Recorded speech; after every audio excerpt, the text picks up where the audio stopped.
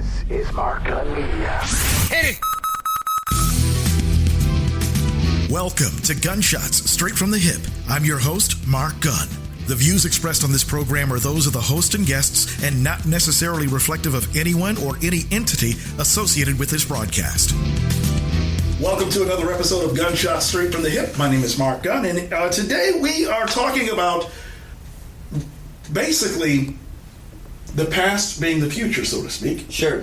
And my guest this afternoon, or my guest today, is Ron Schmidt, who is the executive producer of a project called This Field Looks Green to Me. Now, when I refer to the past being the future, this is a project that you've got in the works, but it's about a little-known Kentucky history. That's right. That's right. So the story takes place in Middlesboro, Kentucky, back in the early 50s. Mm-hmm. 8 guys got together. They got the manual marked from Little League Baseball in Williamsport, Pennsylvania. And 4 of these guys fought at the Battle of the Bulge. Oh, wow. Okay. And when these guys got back and got together in the late 40s, early 50s, and started their lives, they wanted to do something for kids in their town. Mm-hmm. They wanted to help kids make good changes in their lives so that they could, become productive citizens. Right. And it wasn't, we're civil rights leaders and this, that, and the other. Right. So when they started this league, for the viewers at home, they integrated this league. So it was black and white boys playing together. And this was the first integrated Little League program established in Kentucky. So this was well before Ranch Rickey and anything, bringing Jackie. Well, that was in '47. So this was a little after that. Yes. Mm-hmm. So we could say when we kind of look at today and then kind of look back, certainly Branch Rickey and Jackie Robinson. They made changes for all of us, I guess. Right. And so in this town, when these guys started this league, they made changes for the kids for their lives that they're playing together because the schools were segregated at the time. And so this was, Middlesboro is a unique town. I mean, the city itself was a bit integrated, except for black bathrooms and of course they didn't call them black in those days and things like that. So some of those things. I mean, we had the Jim Crow South. Right. But kids play together and stuff like that, but never in an organized sport like this. So I can imagine, even though the town was somewhat integrated, that there must have been some pushback. Yeah, of course, I wasn't there at the time. Right. But yeah, I'm told that there was. Harry Ho was one of the guys he was kind of the main guy that started this league, and he got everybody around him. This guy was D-Day +2. He was at the Battle of the Hurwitz Forest. And he was about 6'3", and he was just a doer kind of stuff, Right. Not a big planner. We're going to do this, and just like even today, you get pushback. And I know in interviewing him, he got pushback then too. So now, fast forward to 2022, 2023, or when were you made aware of this history, and how did it? What was the genesis for launching this project? It was interesting because when I think about this afterwards. So I coached baseball, youth baseball in Cleveland for about 24 years, and I started with my kids, and I continued coaching after they grew up and everything. And I just kind of started thinking about where I learned baseball. So I went back to Middlesboro one weekend and ran into a buddy of mine that I had played baseball and football with. And he said to me, did you know that Harry Ho said that the league that we played in, the Middlesboro Little League program, was the first integrated league in, he said the South. It was in Kentucky. Right. There was another one in Virginia. So we could say maybe the second in the South. And I said I really had no idea. Okay, so for those that don't know, who's Harry Ho? So Harry was the guy behind all this, in Middlesboro that started this. We've got a picture here if you want to show it to your viewers here. But a very unassuming guy. But it just seemed like, Mark, that guys in that time period just wanted to do something for kids to make their lives better. Mm-hmm. And I think that thinking about that then and about this today, what can we do to make kids' lives better? Because I'm telling you, kids today, it's just a very different situation than when we grew up. So I've been mentoring kids in the Cleveland area, in the city for about 10, 12 years, and I really kind of hear stories that I just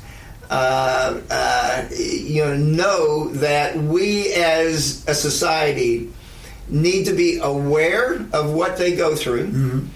And what their situations are, and we then need to also step up and say, what can we do, like these 8 men that started this league back in 1953. And part of the solution as to what we can do is to make sure that we have a true and accurate accounting of our history. And once again, we're talking with Ron Schmidt, who's the executive producer of This Field Looks Green to Me. It's an upcoming project. And this is a history that, to your point, a lot of stories were told, but it's a history that wasn't really well known, right?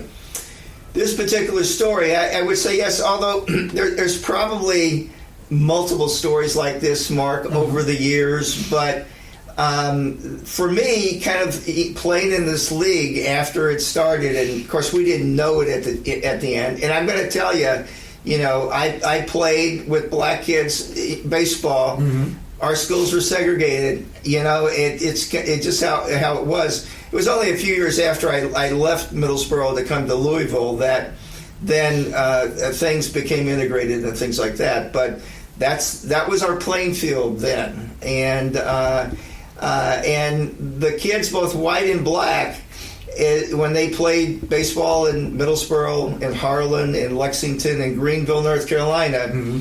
They then saw America as it was during that time. And I think what's important is that what those kids saw then, I think kids today can kind of learn from this, because it ain't over yet. Right, I mean, we're still struggling with issues of race, mm-hmm. and we're still struggling with how do we do things for kids today. And this movie in itself says a lot, but what are we doing? What can we do to make kids' lives better is where I really want to take this project to the next level there. So to re-ask the question that you just asked, what are we doing? How did the story and the history become the treatment for a film? How did you get involved? I was I went to see Harry, and Harry was kind of telling me all those kind of stories and everything. Mm-hmm. And I was with an archivist at Oberlin College up in Ohio, and I was kind of telling him the story. Mm-hmm. And he said, you should make oral history recordings of the guys that played in the league and that were part of the eight guys and all this kind of stuff. And so I did. I went down to the Kentucky Historical Society in Frankfort, mm-hmm. met with 2 people there. They told me all the equipment to get and all this kind of stuff. So right now, after 50 hours of recordings, they're all archived at the Kentucky Historical Society in Frankfurt. Wow. And from there, I just, one thing led to the other. And, I think Appalachia gets a bad rap, has always. to me, for people to be able to see Appalachia, I think is important. And I think a movie really does does really the most honor to the story rather than writing a book.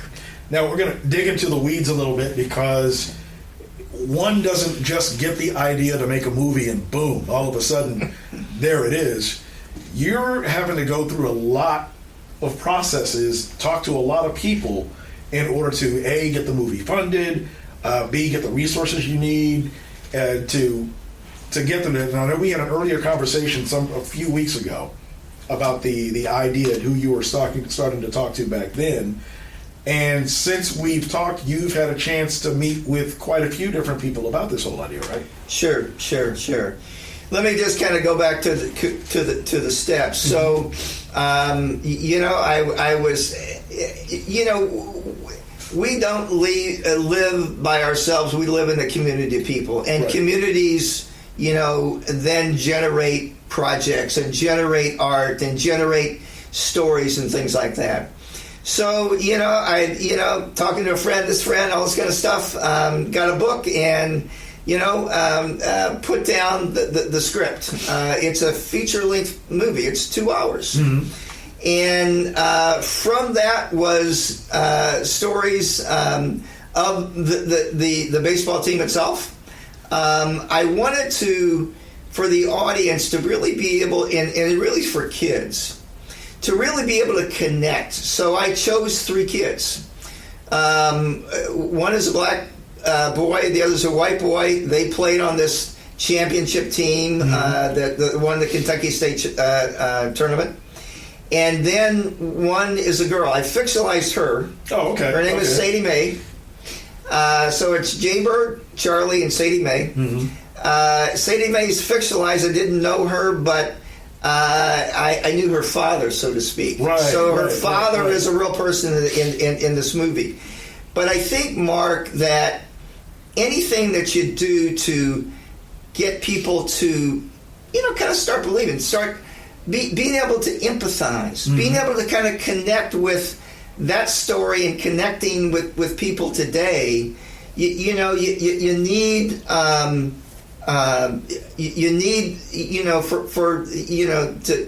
get the characters right and things like that. And that's kind of what I did in that way. So in developing the different little things that they do,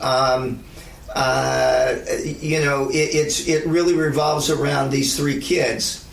This story is not a baseball story, guys. It's a story about relationships. Right. It's a story that we can all relate to, whether we like sports or not, because it's about 3 kids as they journey through this year when this team goes to the Kentucky State Championship.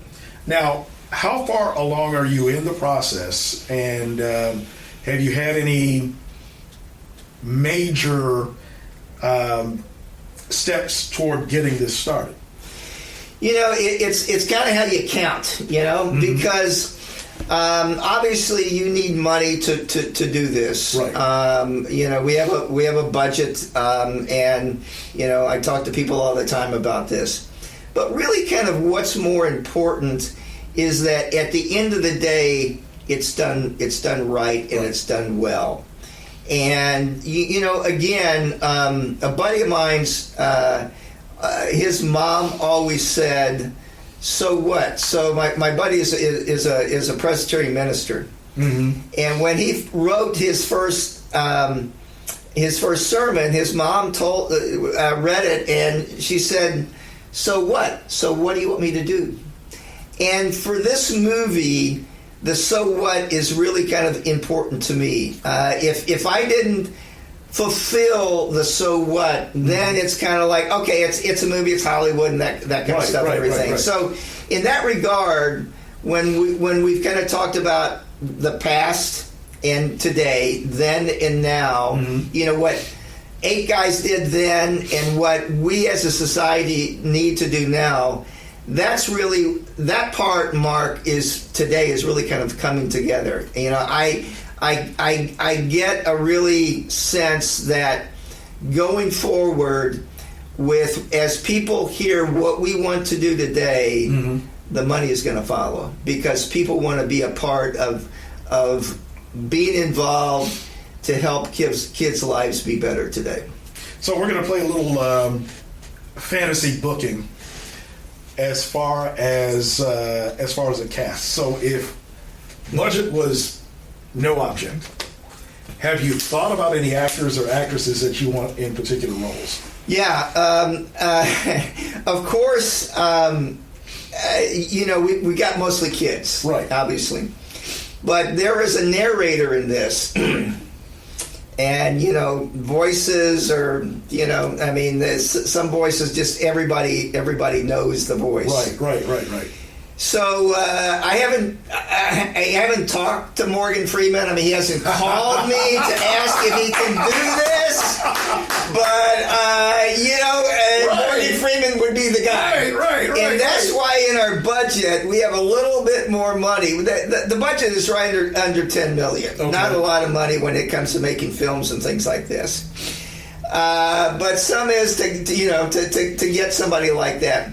The other, Charlie's mother, has a short place in this. Now, Charlie's black. Right. And his mother has a short, but really effective. I mean, just really incredible. And, writing this and thinking about this, Octavia Spencer has to be the woman for this. Has to be the woman for this. Right. Yeah. So, other than kids, and who knows about kids and things like that. Right. So, yeah. All right, so Morgan Freeman, Octavia Spencer. Yeah. Okay. Yeah. Okay. And I'm sure you have their direct call, their direct number. Morgan. Yes. Brother. Call me.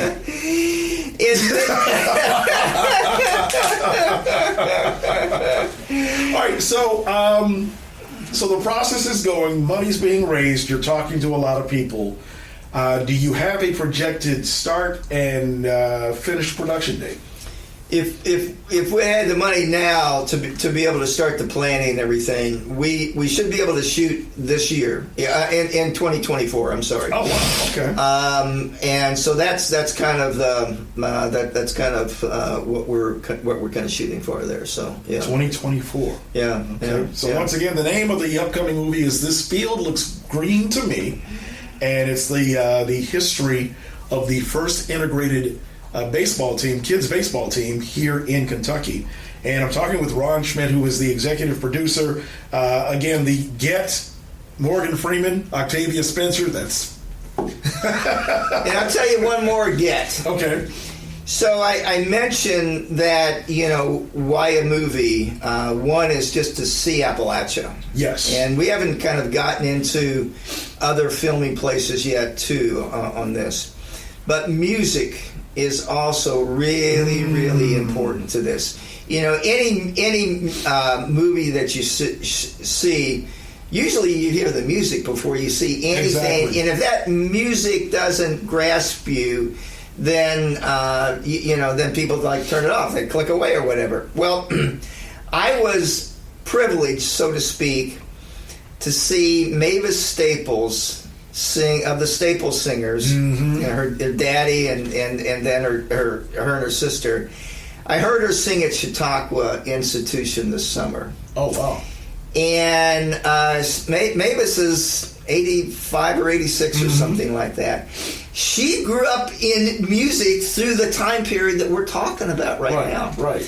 And not only would I like her to be a part of this, but I would like her to mentor one of the kids that I mentored, not on the music side, but I mentored him since 8th grade, and now he's in his third year at Oberlin Conservatory, playing classical music, or classical guitar, I'm sorry. And what would be, I think, really fitting for a story about how coaches and mentors change kids' lives, to have Mavis Staple mentor Damian Goggins to me, this would just be what we're talking about. You know, we're doing what we preach. You know, that we're taking kids that you know, have so much talent, and giving them the opportunity to use their talent.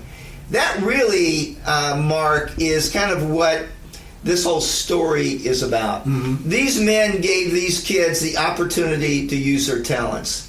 We need to make it we need, as a society, to help kids, you know, give them that opportunity to use their talents.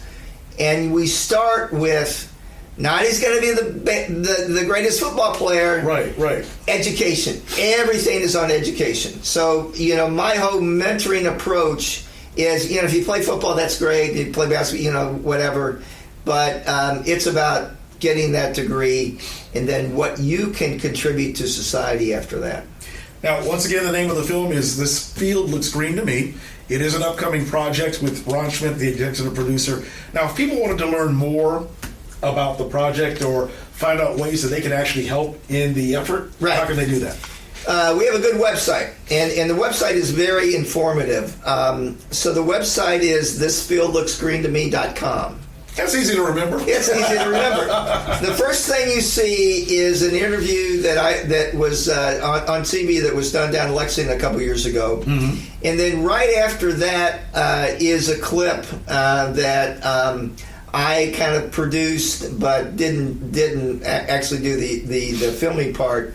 It's an 8-minute clip that talks about how this league was formed, what these kids did. And then it flows over into today, what kids are challenged with today, and then what we can do to help these kids to have better lives. It's all about walking what you're talking, and Ron is definitely doing it. Once again, the name of the movie, upcoming, This Field Looks Green to Me. Go to the website, check out all the information there, and we're definitely going to keep up with you to see how much progress you're making as time goes on. Sure, good. Ron Schmidt, thank you so much. Very Another good. episode of Gunshots Straight from the Hip. Take care. You've been listening to Gunshots Straight from the Hip. The views expressed are those of the host and guests and not reflective of any business entity or anyone associated with this broadcast. If you have any comments or want more information on how to be a sponsor, log on to our website at markgunmedia.com or call us at 502-407-0283. That's 502-407-0283. Thank you for listening. Mark Gun Media. No hype, no hoopla, just damn good work.